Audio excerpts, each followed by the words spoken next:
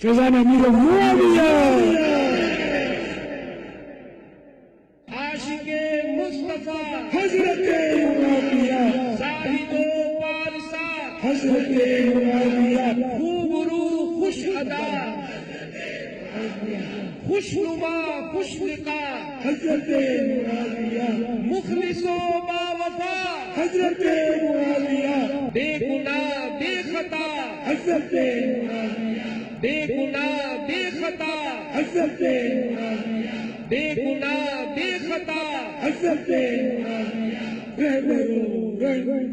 حضرت اتوار کو بڑی رات ہے 22ویں شب اتوار کو جلوس بیعت معاویہ نکلے گا اور انشاءاللہ مدنی مذاکرہ ہوگا اور لنگر معاویہ بھی کھائیں گے انشاءاللہ.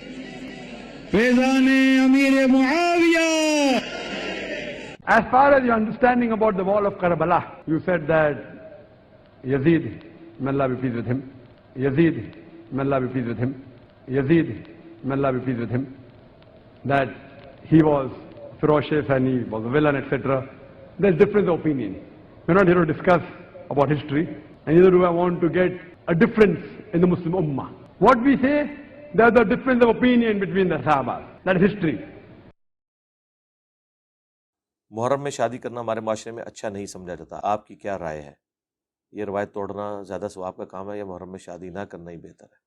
اس کے حوالے سے جو یہ اویس قادری صاحب نے پچھلی دفعہ جو یہ حرکت ارشاد فرمائی تھی تو میری ویڈیو آ چکی ہے، رپلائی ٹو اویس قادری اور حضرت معاویہ رضی اللہ تعالیٰ عنہ.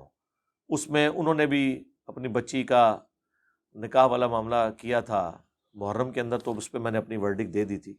میرے نزدیک تو کوئی ایسی حرکت نہیں کرنی چاہیے جس کی وجہ سے مسلمانوں میں فتنہ کھڑا ہو، اور اس میں ایک حرکت یہ بھی شامل ہے. اس حوالے سے بخاری مسلم میں حدیث ہے، عائشہ اگر تیری قوم نئی نئی جہالیت سے نہ پھری ہوتی تو میں خانہ کعبے میں جو حتیم ایسے توڑوا کے کعبے میں داخل کر دیتا. حضرت ابراہیم کی بنیادوں کے اوپر. محرم میں شادی کرنے کو جو لوگ کنڈیم کرتے ہیں نا، وہ بھی یہ نہیں کہتے کہ محرم میں شادی کرنا حرام ہے. یہ صرف اخلاقاً وہ آپ سے ڈیمانڈ کر رہے ہوتے ہیں. اگر آپ کے گھر میں میت پڑی ہوئی ہو تو شادی کیا آپ ڈیلے نہیں کرتے؟ بعض اوقات ایک مہینہ ڈیلے ہو جاتی. وہاں تو کوئی نہیں کہتا جی سوگ تو 3 دن ہے، چوتھے دن پھر بیاہ رکھ لو. کہتے ہیں نہیں یار حالت نہیں ایسی، کہتے ہیں نا. تو اس دن مسلمانوں کے اس 10 محرم کے دن یا محرم کے پہلے 10 دنوں میں مسلمانوں پہ ایک افتاد ٹوٹی ہوئی ہے کربلا کی شکل میں، جس کی تکلیف آج تک ہم فرقہ واریت کی شکل میں کاٹ رہے ہیں. خام خواہ اس طرح کے معاملات کو لے کے چلنا، اور اس کو سپورٹیو میں وہ حدیث بیان کروں گا بخاری کی کہ واشی تیرا اسلام تو قبول ہے لیکن اپنی شکل مجھے نہیں دکھانی.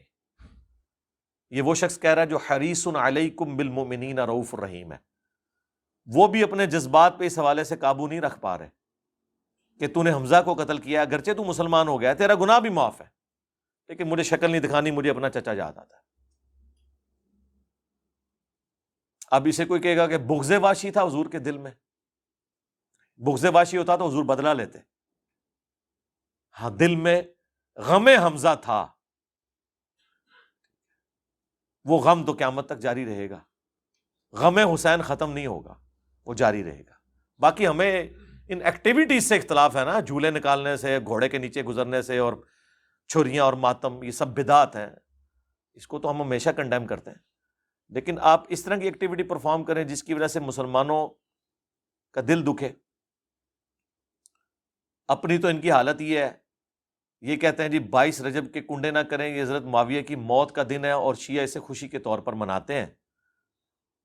حالانکہ شیعہ کا کوئی مسئلہ لینا دینا ہی نہیں ہے حضرت معاویہ کی ڈیتھ کے ساتھ، وہ حضرت امام جعفر کے ساتھ اسے منسوب کرتے ہیں. لیکن وہ کہانی ہر ایک کو کرائی گئی ہے، جس طرح انہیں کہانی کرائی گئی ہے کہ یہ چوتھے خلیفہ کو نہیں مانتے، اور چوتھے خلیفہ نو جڑے نہیں سن منتے نا، انہوں تو اسی آج تک چنگا نہیں سمجھتے. ٹھیک ہے، ہمارے امام نے شعر کہہ دیا، ان کان رفضا حب آل محمد فلیشہد الثقلان انی رافضی. اگر اہل البیت کی محبت کا نام رافضی ہونا ہے تو جنوں انس گواہ ہو جاؤ ہم رافضی ہیں. امام شافعی نے یہ شعر کہہ دیا، تو وہ چوتھے خلیفہ کی محبت میں ہی کہا ہوا ہے نا، اہل البیت کی محبت میں ہی کہا ہوا ہے نا علیہم السلام.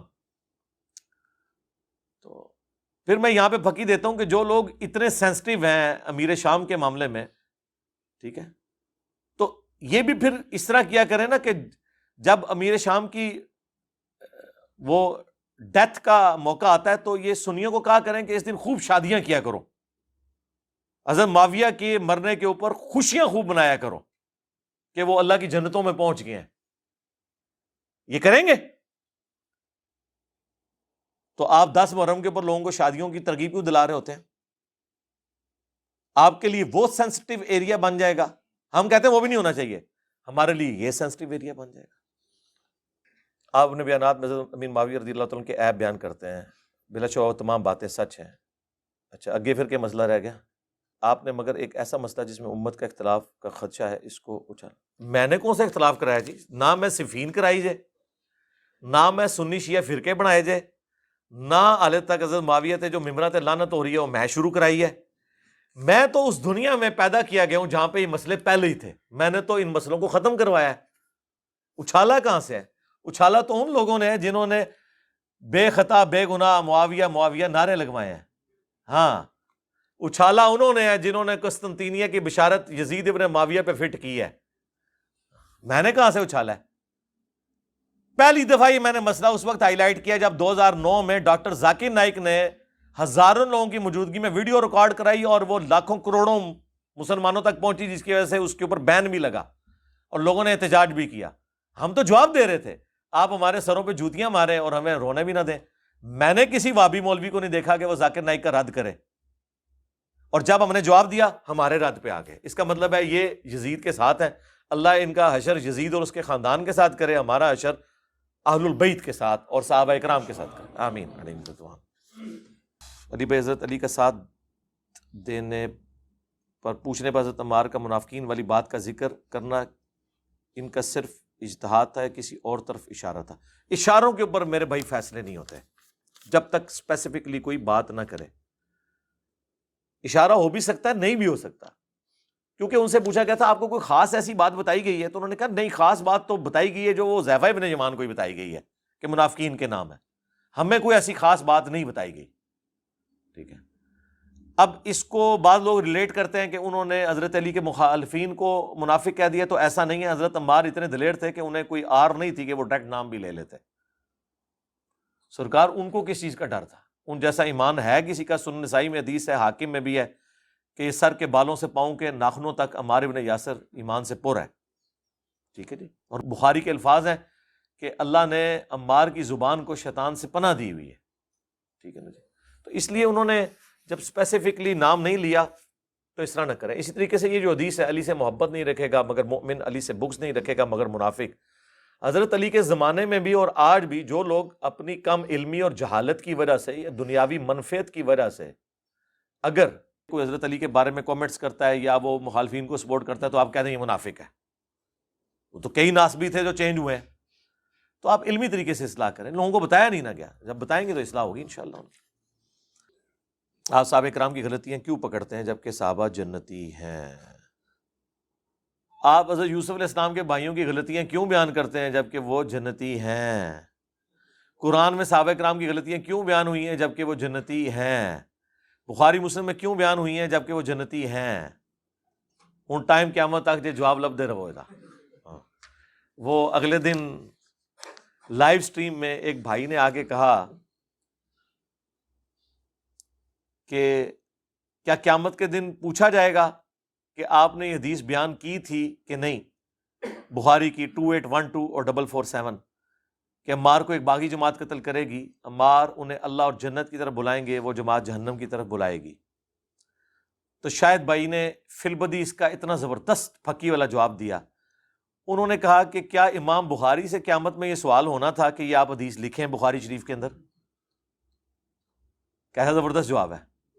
امام بخاری سے بھی پوچھا جائے کہ کیا اللہ نے آپ سے پوچھنا تھا کہ یہ حدیث اپنی کتاب میں لکھی ہے کہ نہیں لکھی، تو یقیناً پوچھا جانا ہوگا، اسی لیے انہوں نے لکھی ہے نا. انہیں ڈر پڑ گیا ہوگا نا کہ آخرت میں مجھ سے پوچھا جائے گا، تو انہوں نے اپنی کتاب میں ڈال دی. تو سرکار ہم نے تو کتاب میں نہیں ڈالی، ہم نے تو امام بخاری سے نقل کی ہے، لہذا جو فتویٰ ہمارے اوپر ہے ہم پہ تو لگ ہی نہیں سکتا، امام بخاری پہ جا کے لگائیں.